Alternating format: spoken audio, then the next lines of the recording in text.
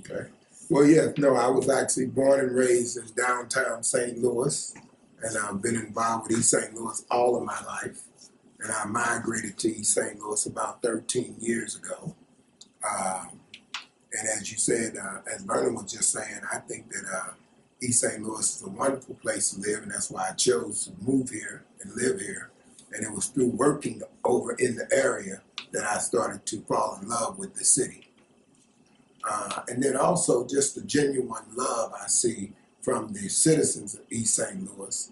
I had the opportunity to raise my family out in St. Peter's and St. Charles, and had the opportunity to go to high school out in Berkeley. And out of all those experiences, I found the love of the community here in East St. Louis to be actually second to none. It's very, very wholesome. Uh, each one knows everyone. It's a very small town feel to the culture here in East St. Louis. So mostly all of the residents know one another, as you guys probably have already experienced coming in from out, that people are pretty quick to recognize that you're not part of the East St. Louis fabric. They seem very interested in welcoming people in. They do. Did you have that experience as well, moving? Well, that's what I was saying. The culture was definitely a wholesome and lovable culture. But as I said again, too, it's definitely a type of city that is very well connected with one another. They pretty much keep a good pulse on what goes on around the city. So there's very little that goes on that people are not aware of.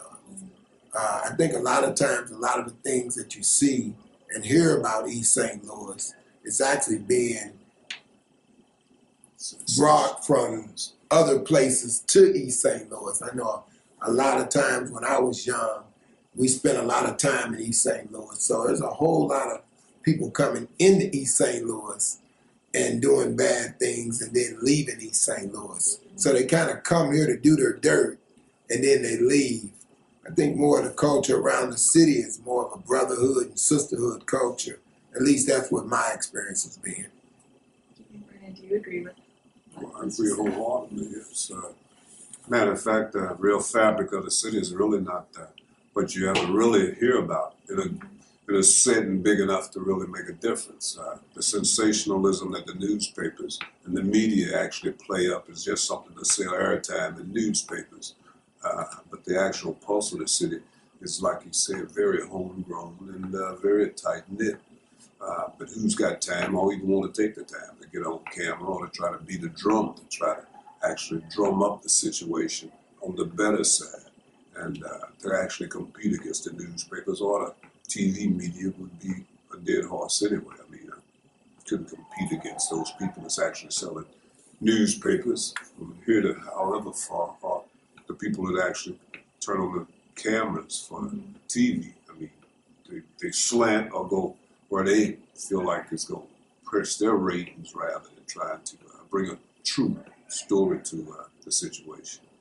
Yes, I've always had the opportunity to go wherever I want to since I've got a family large enough. I can go to any parts of not only the city, but the area, immediate metroplex, and anywhere in the country to set up and live as well as I want to. But I, as one myself, enjoy home where I'm at.